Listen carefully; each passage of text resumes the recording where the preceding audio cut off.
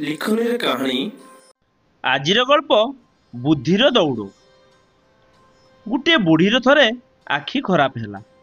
ତାପରେ ସେ ଚିକିତ୍ସା ପାଇଁ ସେ ବୁଢ଼ୀ ଜଣେ ଡାକ୍ତର ପାଖକୁ ଗଲା। ଡାକ୍ତର ସହିତ ଚୁକ୍ତି ହେଲା ଯେ ମାସକ ଭିତରେ ଆଖି ଭଲ କରିଦେଲେ ସେ ଡାକ୍ତରଙ୍କୁ ଯଥେଷ୍ଟ ପାରିଶ୍ରମିକ ମିଳିବ। ମାତ୍ର ଭଲ ନ କଲେ ସେ ଡାକ୍ତରକୁ କିଛି ମିଳିବ ନାହିଁ।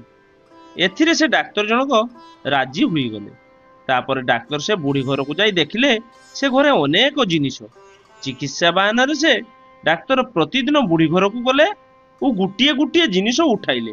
ଏଣେ ବୁଢ଼ୀ ତ କିଛି ବି ଦେଖିପାରୁନଥାଏ। ତେଣୁ ଏଭଳି ଏକ ସୁଯୋଗ ପୁଣି ଛାଡ଼େ ଆଉ କିଏ? କିଛି ଦିନ ପରେ ଅସଲ ଚିକିତ୍ସା ଆରମ୍ଭ ହେଲା।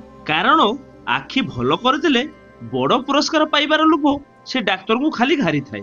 ଭଲ ହୋଇ ସେ ବୁଢ଼ୀ ଦେଖିପାରିଲା ଯେ ଘରେ ତାର ବାସନ କୁସନ ଲୁଗା ପଟା ବା ଗହଣା ଆଉ କିଛି ବି ନାହିଁ। ତେଣୁ ସେ ବୁଢ଼ୀ ଡାକ୍ତରଙ୍କୁ ପୁରସ୍କାର ଦେବାକୁ ଖାଲି ଦିନ ଗଡ଼େଇ ଚାଲିଲା। ଏଣେ ସେ ଡାକ୍ତର ଶେଷରେ ବାଧ୍ୟ ହୋଇ ବିଚାରପତିଙ୍କ ଆଶ୍ରୟ ନେଲେ। ବୁଢ଼ୀକୁ କୋର୍ଟ ଡକାଇଲା। ତହୁଁ ସେ ବୁଢ଼ୀ କହିଲା ତା ଆଖି ଭଲ ହୋଇଯାଇଛି।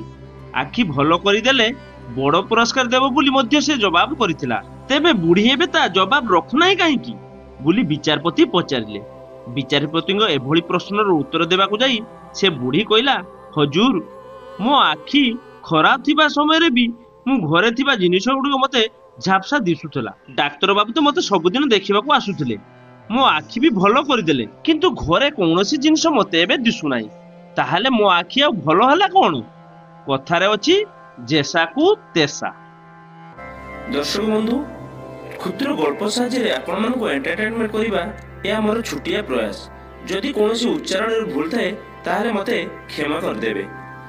ଲେଖନୀରେ କାହାଣୀ ଗଳ୍ପଟି ଆପଣମାନଙ୍କୁ ଭଲ ଲାଗିଥିଲେ ଭିଡ଼ିଓଟିକୁ ଲାଇକ୍ କରିଦିଅନ୍ତୁ, ସେୟାର କରିଦିଅନ୍ତୁ ଏବଂ ଗଳ୍ପଟି ଭଲ ଲାଗିଥିଲେ କିମ୍ବା ଖରାପ ଲାଗିଥିଲେ ଆପଣମାନେ କମେଣ୍ଟ ଦ୍ୱାରା ଆମକୁ ଜଣାନ୍ତୁ। ଆପଣମାନଙ୍କର କମେଣ୍ଟ ଆମ ପାଇଁ ବହୁତ ଗୁରୁତ୍ୱପୂର୍ଣ୍ଣ।